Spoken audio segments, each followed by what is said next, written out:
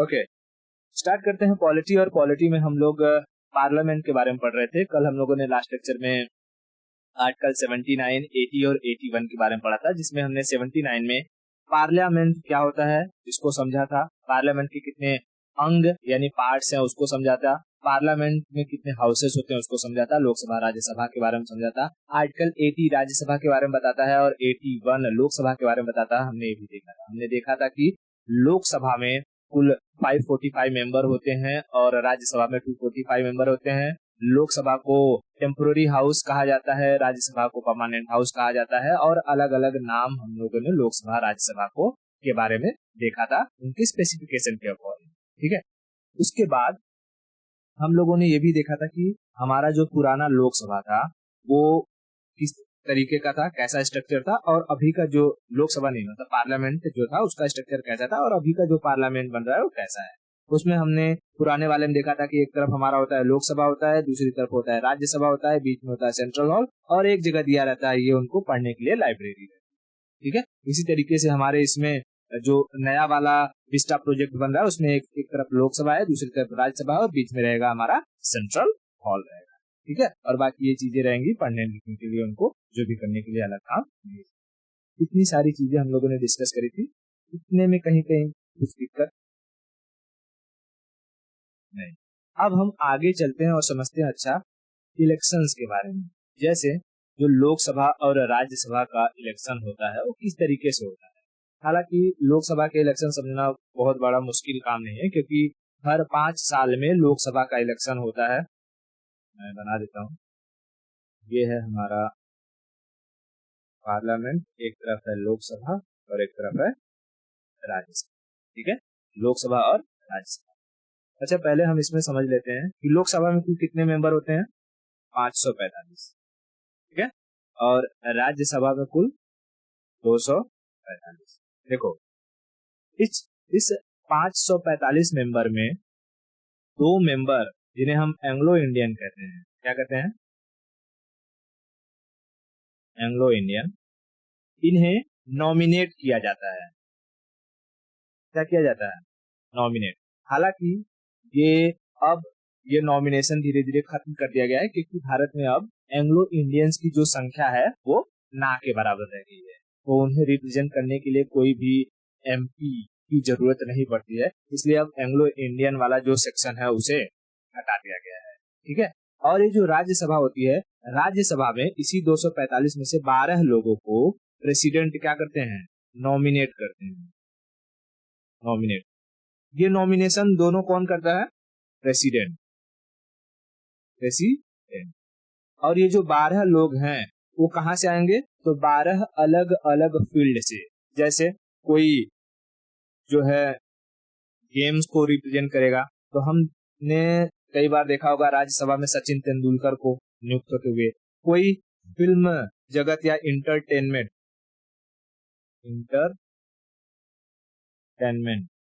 इस चीज को रिप्रेजेंट करता है, तो हमने कई बार देखा है कि जैसे रेखा जी हो गई या अमिताभ बच्चन की जो वाइफ है वो राज्यसभा से नॉमिनेट हो जाती है, जया बच्चन जी है ना, तो राज्यसभा में उनको देखा जाता है। ऐसे ही आर्ट आर्ट को रिप्रेजेंट करने वाले, साइंस को रिप्रेजेंट करने वाले, कल्चर को रिप्रेजेंट करने वाले, अलग अलग फील्ड से, भारत में अलग अलग 12 फील्ड से अलग 12 लोगों को नॉमिनेट किया जाता है। कौन करता है ये नॉमिनेशन, तो प्रेसिडेंट करते हैं। क्या ये नॉमिनेटेड लोग जो होते हैं इन्हें जा करके घर घर वोट मांगने की जरूरत पड़ती है, नहीं, इन्हें वोट मांगने की जरूरत नहीं पड़ती। हालांकि राज्यसभा के जितने भी मेंबर होते हैं उन्हें उन्हें जनता से वोट मांगने की जरूरत नहीं पड़ती, लेकिन राज्यसभा का भी हम समझेंगे किस तरीके से इलेक्शन होता है। यहाँ के जो मेंबर, अदर मेंबर जो नॉमिनेटेड नहीं है, उन्हें हर राज्यों के जो सीएम होते हैं उनके साथ उनकी अच्छी पहचान होनी चाहिए, तभी वो राज्यसभा के मेंबर बन सकते हैं। अब इसके बारे में हम समझेंगे। पहले इतना चीज समझ में आया कि लोकसभा में जो 545 मेंबर होते हैं उनमें से कितने मेंबर नॉमिनेट होते हैं, और राज्यसभा से जो 245 है उनमें से कितने मेंबर नॉमिनेट होते हैं, 12। ये नॉमिनेशन कौन करता है, प्रेसिडेंट। ठीक है, ये नॉमिनेशन प्रेसिडेंट करते हैं। अच्छा, थोड़ा सा इलेक्शन पर जाऊं उससे पहले एक और छोटी सी जानकारी दे देता हूँ कि जैसे जो हमारे पार्लियामेंट है, पार्लियामेंट के कितने ऑर्गन हो गए? 3, है ना। एक होगा लोकसभा, राज्यसभा और प्रेसिडेंट। हमारे देश में जो प्रेसिडेंट होते हैं वो रायसीना की पहाड़ी पर रहते हैं। रायसीना की पहाड़ी पर इनका होता है प्रेसिडेंशियल हाउस, प्रेसिडेंशियल हाउस। वैसे ही ब्रिटेन में अगर हम बात करें, ब्रिटेन की जो महारानी होती है वो बर्मिंघम पैलेस में रहती है। उनके लिए एक पूरा का पूरा क्या बना हुआ है? Birmingham palace. ठीक है, तो अगर कभी पूछेगा कि अच्छा ब्रिटेन की जो महारानी होती है वो कहाँ रहती है, तो बर्मिंघम पैलेस में। हालांकि अभी ब्रिटेन की महारानी जो एलिजाबेथ थी उनकी तो डेथ हो गई है, अब वहां पर आ गए हैं राजा, समझा। तो वहां का राजा या रानी कहाँ रहेंगी? बर्मिंघम पैलेस में। इसी तरीके से जो यूएसए के जो प्रेसिडेंट होते हैं वो रहते हैं व्हाइट हाउस में, ठीक है, व्हाइट हाउस में।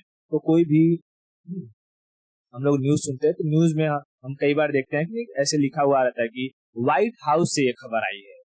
व्हाइट हाउस से खबर आई है मतलब क्या हुआ कि भाई जो प्रेसिडेंट का ये डिसीजन है, प्रेसिडेंट ने इस चीज को रिलीज किया हुआ है। ठीक है, और हमारे भारत में तो हम देखते हैं कि भाई वो रायसीना की पहाड़ी जो है, रायसीना हिल, वहां पर है प्रेसिडेंशियल हाउस, उसमें रहते हैं हमारे प्रेसिडेंट। कितना चीज क्लियर है? अब हम लोग आते हैं इलेक्शन पे। किस तरीके से जो है ये इलेक्शन,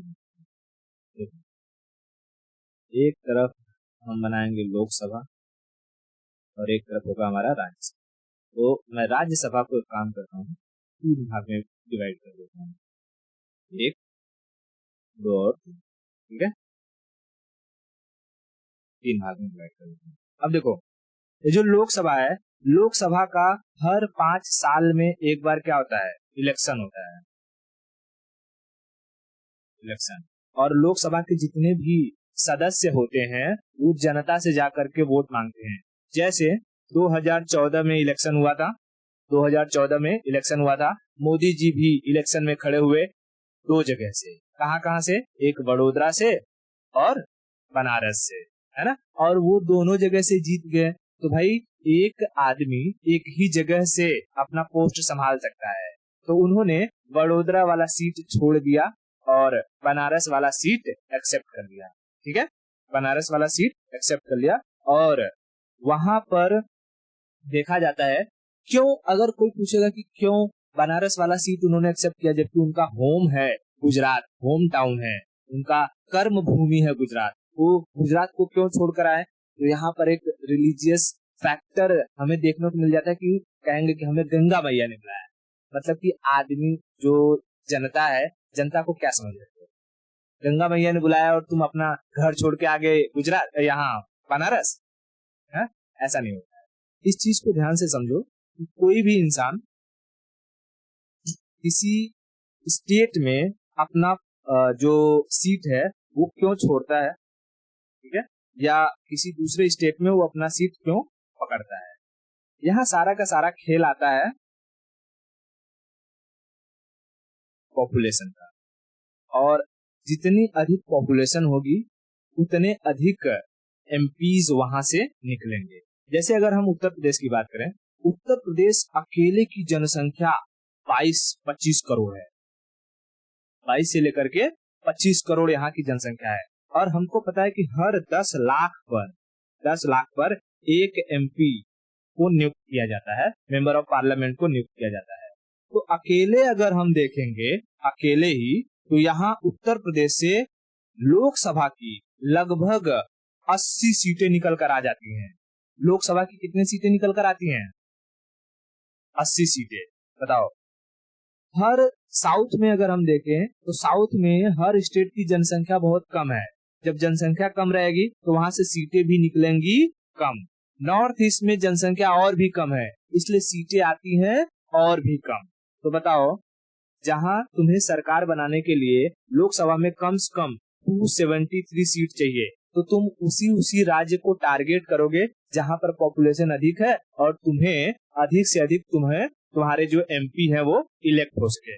तो उत्तर प्रदेश, बिहार, वेस्ट बंगाल, मध्य प्रदेश, राजस्थान, महाराष्ट्र, ये सारे सारे मेजर जो स्टेट हैं वो पॉपुलेशन में आगे हैं, है कि नहीं। तो कोई भी इंसान ये चाहेगा कि उनकी जो पार्टी हो वो इन्हीं सब राज्यों में जीते। बात समझ आ रही क्या। इसीलिए जो मोदी जी हैं, मोदी जी ने गुजरात का पोस्ट छोड़ा और उत्तर प्रदेश का पोस्ट एक्सेप्ट कर दिया। क्लियर है क्या। हाँ, अब देखो पॉपुलेशन अधिक होने से यहाँ पॉलिटिकल पार्टीज को तो फायदा हो जाता है, लेकिन वो राज्य जहाँ पर पॉपुलेशन कम होती है ना, उन्हें घाटा हो जाता है। क्यों, ध्यान से समझो इस बात को। कभी डिबेट में या कभी आंसर राइटिंग में लिखने को लिखो, बहुत अच्छा इम्पैक्ट पड़ेगा। जैसे कि उत्तर प्रदेश में अगर हम देखेंगे, जितनी भी पॉलिटिकल पार्टी रहेंगी वो प्रॉमिस करेंगे कि हम उत्तर प्रदेश में ये बनवाएंगे, पुल बनवाएंगे, सेंट्रल हॉल बनवाएंगे, यूनिवर्सिटी बनवाएंगे। क्यों, क्योंकि वो वहां की जनता को लुभाना चाहेंगी कि वहां के लोग अधिक से अधिक उन्हें वोट दे और जिताए। जबकि वहीं हम अगर नॉर्थ ईस्ट में देखें तो कोई नॉर्थ ईस्ट की बात ही नहीं करेगा, कोई भी। क्यों, क्योंकि यहाँ पर पॉपुलेशन ही नहीं है, 1-2 सीट निकलती है खाली यहाँ से, कहीं से 2 सीट, कहीं से 4 सीट।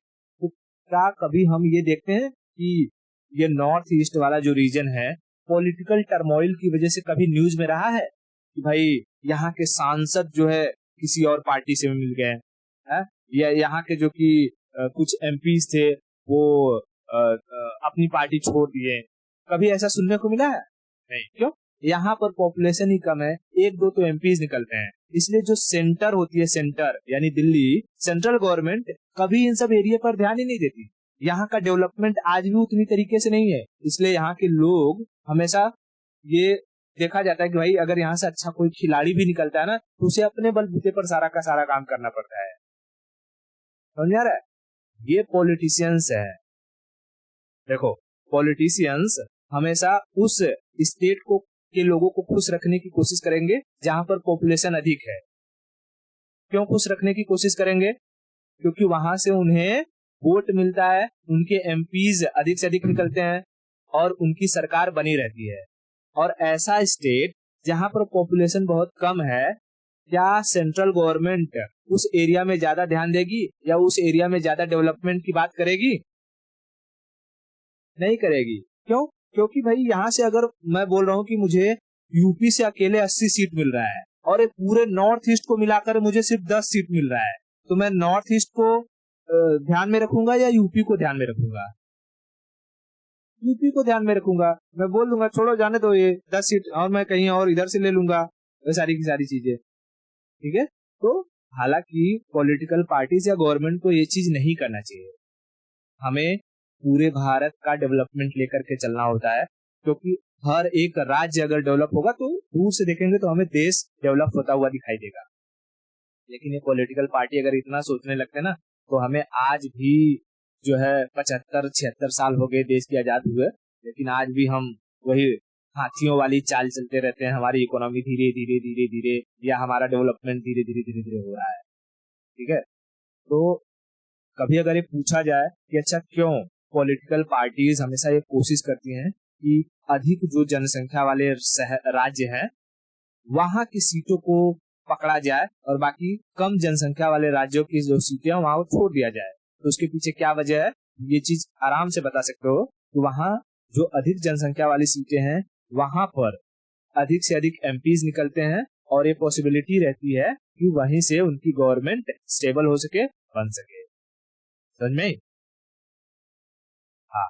तो देखो, अधिक पॉपुलेशन होने की वजह से नॉर्थ स्टेट्स को तो फायदा हो जाता है। क्यों? क्योंकि जो गवर्नमेंट स्कीम्स निकालती हैं वो मोस्टली नॉर्थ स्टेट्स के लिए ही निकलती है। उसमें साउथ वाले को घाटा हो जाता है, ईस्टर्न जो स्टेट्स हैं उनको घाटा हो जाता है। समझ में? तो यहाँ पर अगर कोई तुमसे सजेशन मांगे कि अच्छा बताओ पूरे भारत में एक नजरिए से अगर देखा जाए कि भाई जितना इम्पोर्टेंट तुम नॉर्थ ईस्ट को दे रहे हो, नॉर्थ स्टेट को दे रहे हो, उतना ही तुम नॉर्थ ईस्ट स्टेट को दो, उतना ही तुम साउथ स्टेट को दो, तब यहाँ पर तुम्हारा क्या सुझाव रहेगा? तुम ये कह सकती हो कि सर हम एक काम कर सकते हैं कि वहां पर एक नियम लगाएंगे कि जिस स्टेट की पॉपुलेशन 10 करोड़ से अधिक हो जाएगी, जिस स्टेट की पॉपुलेशन 10 करोड़ से अधिक हो जाएगी तो हम 10 करोड़ के ऊपर की जनसंख्या को काउंट ही नहीं करेंगे। यानी अगर तुम्हें एमपी और एमएलए निकालने हैं तो तुम 10 करोड़ के अंदर में ही निकालो कि कितने एमपी एमएलए निकल रहे हैं। बाकी इसके ऊपर कितनी भी जनसंख्या हो जाए तुम्हें वहां से एमपी एमएलए नहीं मिलेंगे। तो ऐसी सिचुएशन में क्या होगा, कोई भी पॉलिटिकल पार्टी हर हर राज्य में जा जाकर अपना दबदबा बनाने की कोशिश करेगी और हर राज्य का धीरे धीरे क्या होगा, डेवलपमेंट होगा। क्यों? क्योंकि हर राज्य से तब अमूमन इक्वल अमाउंट में एमपी एमएलए निकलने की संभावनाएं बढ़ जाएंगी। समझ में आया क्या? ओके, तो इतना चीज क्लियर हुआ। बताओ लोकसभा का जो चुनाव होता है वो कितने साल में होता है? हर 5 साल में। 5 साल में इस लोकसभा के इलेक्शन में कौन पार्टिसिपेट करता है? मतलब जनता पार्टिसिपेट करती है कि नहीं करती है लोकसभा के इलेक्शन में? हाँ, जनता पार्टिसिपेट करती है। ठीक है, जनता पार्टिसिपेट करती है, यानी जनता ही लोकसभा में अपने रिप्रेजेंटेटिव्स को चुन करके भेजती है, जिन्हें हम कहते हैं एमपीज। ठीक है, एमपीज, है ना? ओके, अब हम बात करते हैं राज्यसभा की। अच्छा देखो, ये जो लोकसभा है इसका कार्यकाल 5 साल तक होता है। यहाँ के मेंबर का भी कार्यकाल 5 साल तक का होता है, लेकिन ये लोकसभा 5 साल से पहले भी डिसॉल्व हो सकती है। ठीक है, किस सिचुएशन में डिसॉल्व हो जाएगी? अगर जो गवर्नमेंट है वो अपना बहुमत खो दे। बहुमत कहने का मतलब कि गवर्नमेंट बनाने के लिए 273 सीट होने जरूरी है तुम्हारे पास। अगर 273 से कम हो गई तो जो अपोजिशन रहेगी वो अविश्वास प्रस्ताव ला देगी, है ना? अविश्वास कह देगी कि हमें इस गवर्नमेंट में अब विश्वास रहा नहीं। क्यों? क्योंकि इनके पास मेजोरिटी ही नहीं है, तो हम कैसे विश्वास रखें? इनके एमएलए, इनके एमपी खुद इनके साथ नहीं है, तो हम कैसे विश्वास रखें? तो ऐसी सिचुएशन में गवर्नमेंट गिर सकती है, और जो गवर्नमेंट गिर जाती है तो लोकसभा डिसॉल्व हो जाती है। क्लियर? लेकिन राज्यसभा के केस में ऐसा नहीं है। राज्यसभा के जो सदस्य होते हैं उनका कार्यकाल 6 साल होता है। कार्यकाल कितने साल होता है? टेन्योर 6 साल का। अब हमने देखा था कि हर 2 साल में यहाँ के 1/3 मेंबर्स रिटायर्ड होते हैं, है ना? हर 2 साल में यहाँ के 1/3 मेंबर्स रिटायर्ड होते हैं। अब इसको ध्यान से समझना। जैसे मान लो यहाँ बनाता हूँ, यह है राज्यसभा। राज्यसभा में मैं यहाँ रख दिया। मान लो कि राज्यसभा में कुल 245 सीटें हैं, 1/3 निकालेंगे तो लगभग 80 के आसपास जो है 80-82 के आसपास सीटें आएंगी, 82। तो मैं ये समझ के चलता हूँ कि अभी जैसे 2014 में मान लो इलेक्शन हुआ, 2014 में इलेक्शन हुआ और 82 लोग यहाँ पर चुन करके आ गए। ठीक है, फिर 2 साल बाद फिर से 2016 में इलेक्शन हो जाएगा। फिर जो है यहाँ पर चुन करके कुछ लोग आ जाएंगे। अब बताओ, ये जो 2014 में चुने हुए थे, 2014 में चुने हुए थे, उनका कितना साल हो गया? 4 साल हो गया, क्योंकि 2014 फिर 2016, है ना? 2 साल इसमें, 2 साल इसमें, और उसके बाद फिर से 2018 में चुनाव हो जाएगा। और मान लो कि यहाँ से फिर से जो है 1/3 मेंबर चुन करके आ गए, 1/3 मेंबर चुन करके आ गए। क्योंकि ये क्यों हो रहा है ऐसे 2-2 साल में? भाई हर 2 साल में 1/3 मेंबर रिटायर हो रहे हैं। हर 2 साल में 1/3 मेंबर रिटायर हो रहे हैं, तो 1/3 मेंबर आएंगे भी तो, है ना? 1/3 मेंबर आएंगे भी। इसीलिए अगर हम देखेंगे तो ये जो राज्यसभा होगा वो कभी भी पूरी तरीके से खाली नहीं होगा। अब जैसे जो 2014 में चुना गया रहेगा, 14 में, तो 15, 16, 17, 18, है ना? 15, 16, 17, 18 में अगर हम देखेंगे तो ये क्या हो जाएंगे?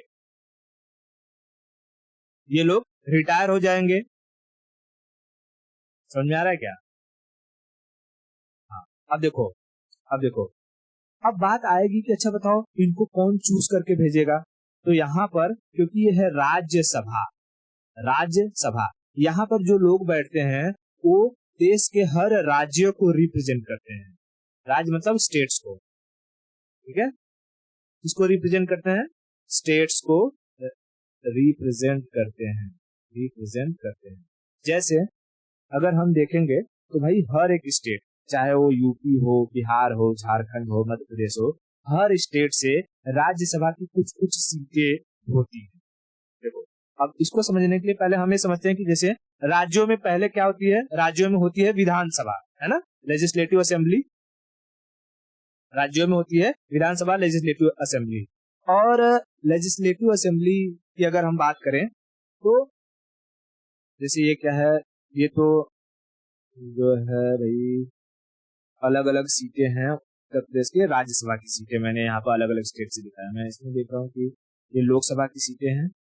चलो मैं स्टेट इससे समझा देता हूँ कि जैसे मैं उत्तर प्रदेश का एग्जांपल लेता हूँ। उत्तर प्रदेश में जो विधानसभा है, विधानसभा की 403 सीटें हैं, ठीक है, विधानसभा की बात कर रहा हूँ मैं, सेंट्रल गवर्नमेंट की बात नहीं कर रहा हूँ, स्टेट गवर्नमेंट की बात कर रहा हूँ। अगर तुम्हें उत्तर प्रदेश में सरकार बनानी है तो भाई 403 सीटों में से कम 50% प्लस 1 सीट तुम्हें चाहिए रहेगी, है ना, हाँ, तब तुम यूपी में अपना सरकार चला पाओगे, ठीक है। अब देखो जिसकी उत्तर प्रदेश में सरकार है तो उत्तर प्रदेश में ही कुछ सीट होंगे या कुछ ऐसे लोग होंगे जो राज्यसभा में जाकर के उस उत्तर प्रदेश को रिप्रेजेंट करेंगे, है ना। तो उत्तर प्रदेश में लेजिस्लेटिव असेंबली यानी विधानसभा के साथ साथ वहीं से लोकसभा की भी कुछ सीटें होंगी और वहीं से राज्यसभा की भी कुछ सीटें निकलेंगी। तो जैसे अगर हम बात करेंगे तो इसमें दिखाई दे रहा है क्या उत्तर प्रदेश, हाँ यहाँ उत्तर प्रदेश में अगर हम देखें तो लोकसभा का कुल 79 सीट है। लोकसभा का कितना सीट है, यानी 79 मेंबर्स उत्तर प्रदेश से खड़े होंगे, 79 ये 80 समझ लो इसको, 80 लोग खड़े होंगे और हर 5 साल में पूरे उत्तर प्रदेश में जाकर के प्रचार करेंगे और कहेंगे कि भैया हमें वोट दे दो, हमें वोट दे दो, हमें वोट दे दो। ये 80 जो लोग हैं ये अलग अलग पार्टी से रहेंगे, है कि नहीं। हो सकता है कि सारे के सारे जो 80 लोग हैं वो बीजेपी पार्टी से ही जीत जाए, है ना, हो सकता है पॉसिबिलिटी। तो जनता है, जनता जिसको जिताना चाहेगी उसको जिता देगी, है ना। तो 80 सीटें, और मान लो कि 80 के 80 लोग जीत गए, यहाँ लोकसभा की सीटें बीजेपी पार्टी के जीत गए, तो ये सारे के सारे जाएंगे कहाँ, बैठेंगे लोकसभा में, लोकसभा में। अब ये भी कंसीडर करो कि इसी लेजिस्लेटिव असेंबली में यानी कि उत्तर प्रदेश में जो सरकार है वहां पर भी वो सरकार किसकी बन जाती है, बीजेपी की ही, बीजेपी की। जैसे इस वक्त अभी योगी आदित्यनाथ है, योगी आदित्यनाथ बीजेपी गवर्नमेंट से बिलोंग करते हैं, है ना। तो देखो अब यहाँ के जो इनके एमएलए होंगे, एमएलए जैसे एमपी का सारा हेड कौन होता है, प्रधानमंत्री, पीएम, है ना। सारे मेंबर ऑफ पार्लियामेंट को अगर कहेगा भाई जितनी भी मिनिस्ट्री है, मिनिस्ट्री को संभालने का काम करेगा कौन, पीएम। उसी तरीके से एमएलए जितने होते हैं उनका जो हेड होता है वो होता है सीएम। सीएम जो कहता है एमएलए वही करते हैं अपने अपने पार्टी के। ऐसा नहीं कि दूसरे पार्टी का कोई एमएलए है तो तुम, जैसे बीजेपी के सीएम है कौन, ये योगी आदित्यनाथ, और ये नहीं कह सकते कि कांग्रेस का कोई एमएलए है उसको कहेंगे तुम जाओ वो काम करो, ऐसा नहीं कह सकते, है कि नहीं। जो बीजेपी की जो एमएलए रहेंगे वो किसकी बात सुनेंगे, वो योगी आदित्यनाथ की ही बात सुनेंगे, आदित्यनाथ। अब समझो, अब इसी उत्तर प्रदेश से राज्यसभा की भी कुछ सीटें होंगी। तो राज्यसभा की अगर हम सीटें देखेंगे तो उत्तर प्रदेश से राज्यसभा की कुल 31 सीटें निकलती हैं, ठीक है। कितनी, 31 सीटें, 31 सीटें। इसमें देखो जैसे कि 25, 3, 1, 1, 1, ठीक है, अलग अलग। बीजेपी की 25 सीटें हैं राज्यसभा से, मतलब राज्यसभा में उत्तर प्रदेश से।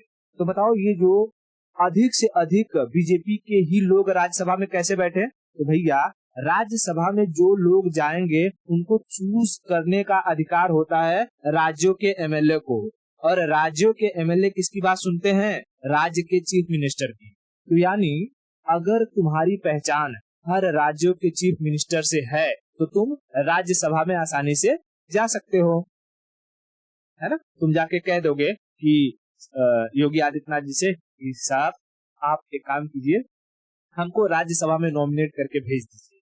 तो योगी आदित्यनाथ कहेंगे ठीक है, हम अपने एमएलए से कहेंगे कि इस बार जब राज्यसभा का चुनाव होगा तो आपको जो है वोट कर देंगे, और हमारे पास मेजोरिटी है, एमएलए हमारे अधिक है, हम यहाँ से आपको नॉमिनेट करवा देंगे, आप जीत जाओगे लोकसभा में, अरे राज्यसभा में। तो अगर तू खड़ी हो गई, जैसे मान ले कि तू खड़ी हो गई, तूने कहा योगी आदित्यनाथ को कि हमें राज्यसभा में भेज दीजिए, तो योगी आगे आदित्यनाथ क्या करेंगे, अपने एमएलए को कहेंगे कि भाई ये हैं सुष्मिता सेन, इनको एक काम करो, भेज दो। कहाँ भेज दो, राज्यसभा में जीता करके भेज दो। तो जैसे ही राज्यसभा का चुनाव होगा, वहां पर लोग खड़े होंगे, तू जाएगी और तुझे यहाँ एमएलए लोग वोट करेंगे, और तू कहाँ के लिए सिलेक्ट हो जाएगी, इलेक्ट हो जाएगी, राज्यसभा के लिए।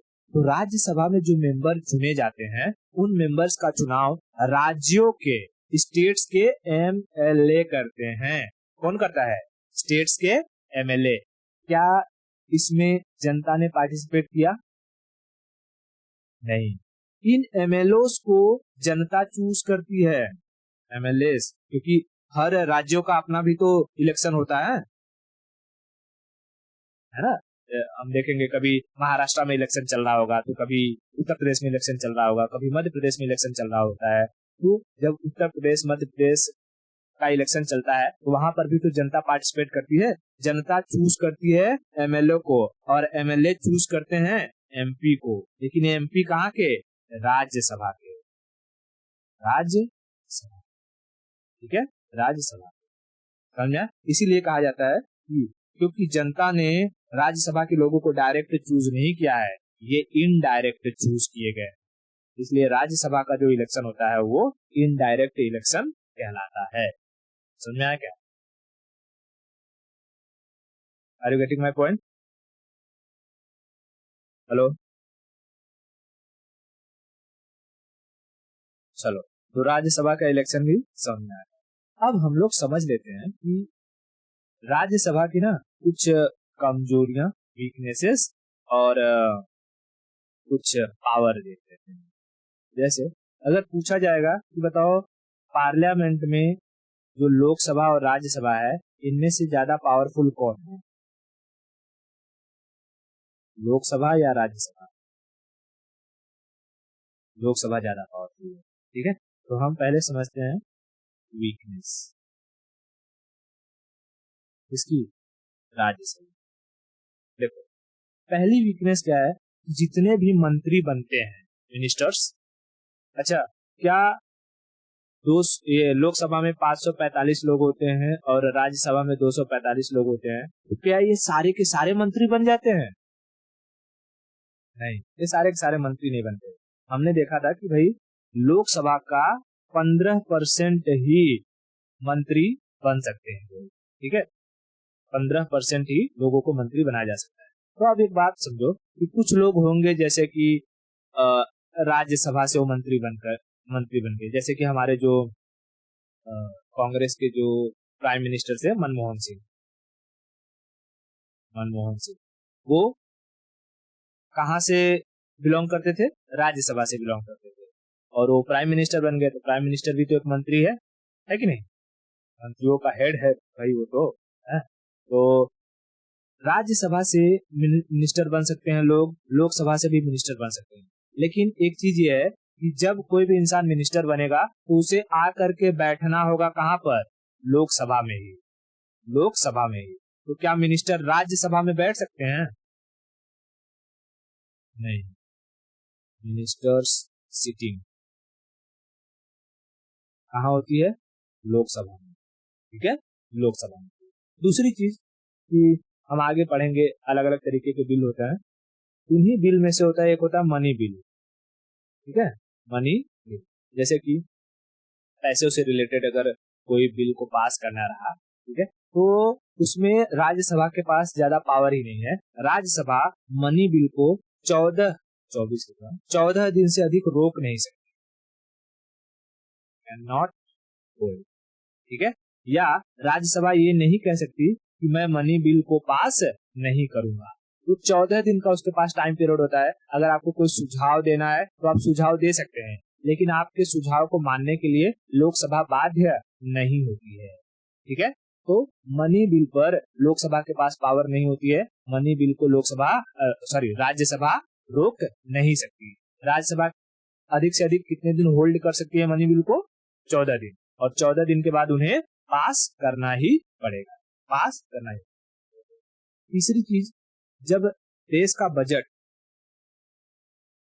पास किया जाता है तो बजट वो हमेशा लोकसभा में पास किया जाता है, न कि राज्यसभा में। मतलब कि लोकसभा में प्रेजेंट किया जाता है, न कि राज्यसभा में। ठीक है, प्रेजेंट। तो अगर बजट पर किसी को सवाल करना है तो क्या राज्यसभा के लोग सवाल करेंगे?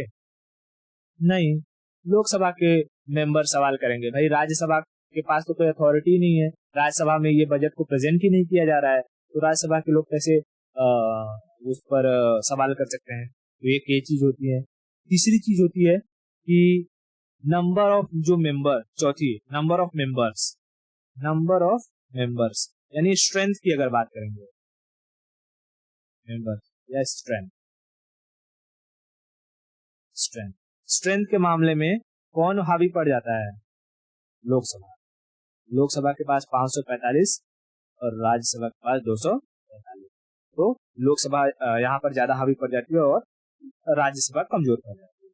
ठीक है, उसके बाद अगर कभी ऐसा हो गया कि लोकसभा और राज्यसभा दोनों के बीच में किसी बिल को लेकर के लड़ाई हो गई, दोनों आपस में लड़ पड़े, तो जब आपस में लड़ जाएंगे तो इन दोनों को समझाने के लिए आते हैं प्रेसिडेंट,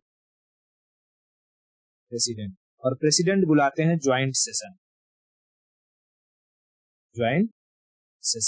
और ज्वाइंट सेशन में लोकसभा और राज्यसभा यानी 545 प्लस 245, अगर हम इनको टोटल करेंगे तो सारे के सारे कितने आ जाएंगे? 5 5 10 790।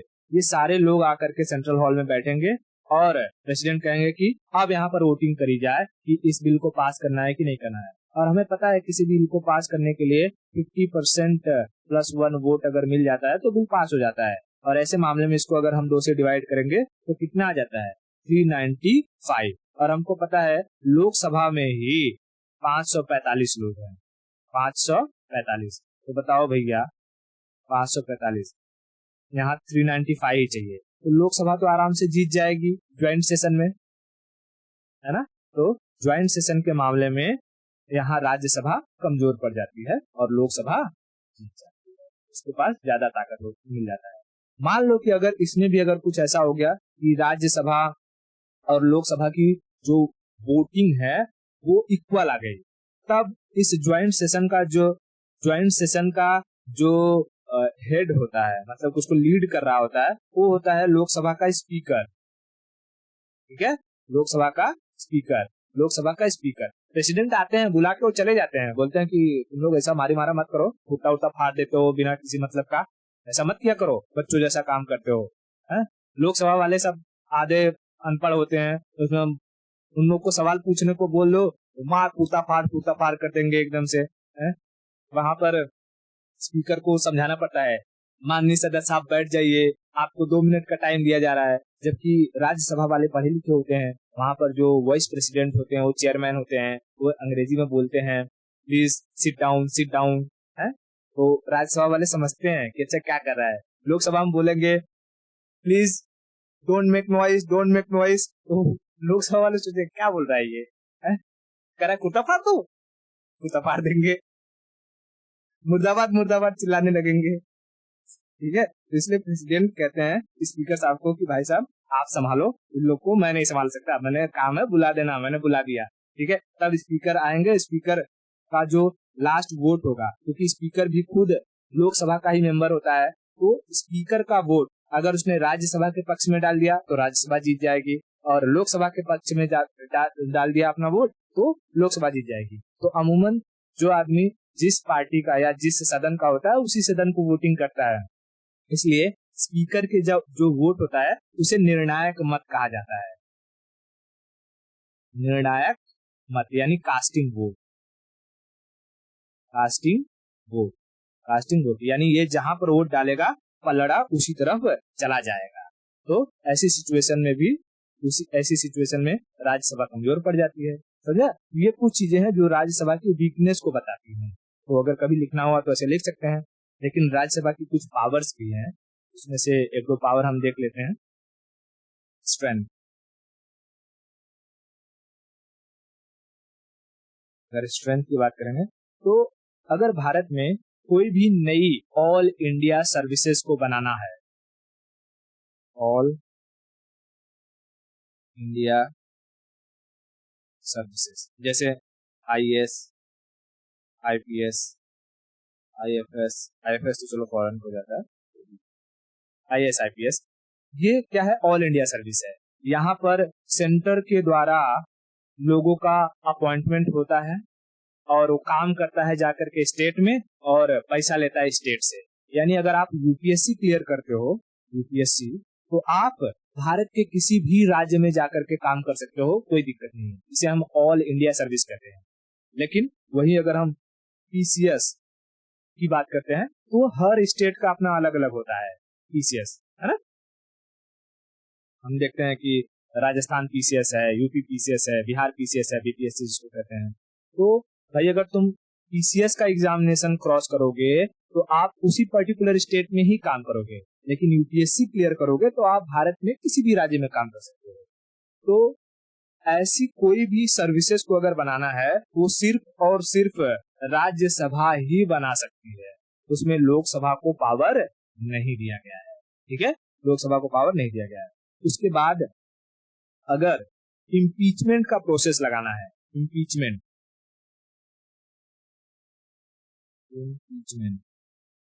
यानी किसी को अपने पोस्ट से हटाना है, तो हमको पता होता है कि इम्पीचमेंट के प्रोसेस में लोकसभा और राज्यसभा दोनों के द्वारा बिल को पास करना जरूरी होता है, इम्पीचमेंट बिल को। अगर इस सिचुएशन में राज्यसभा इम्पीचमेंट बिल को पास नहीं करेगी तो किसी के ऊपर इम्पीचमेंट लगेगा ही नहीं। तो इस सिचुएशन में भी राज्यसभा क्या हो जाती है? Powerful. Are you getting my point? तो इतनी सारी की सारी चीजें समझ में आई। राज्यसभा और लोकसभा की पावर शक्तियां क्या है? ओके, देखो हम लोगों ने आर्टिकल क्या क्या देख लिया है? 79 देख लिया, 80 देख लिया, 81 देख लिया। ठीक है, 81 देख लिया। अब हम लोग समझ लेते हैं कि 82 में क्या कहता है। ठीक है, छोटा सा, उसमें ज्यादा कुछ ये नहीं है मतलब कंसेप्ट, तो मैं इसको समझा देता हूँ। जैसे आर्टिकल 82 में कहता है कि जो पार्लियामेंट की सीटें हैं ना, पार्लियामेंट की सीटें, अच्छा एक काम करते हैं, इसको हम नेक्स्ट लेक्चर में करेंगे क्योंकि इसको थोड़ा सा समझाना पड़ेगा। ठीक है, तो अभी के लिए इतना रखते हैं, बाकी की स्टोरी हम नेक्स्ट लेक्चर में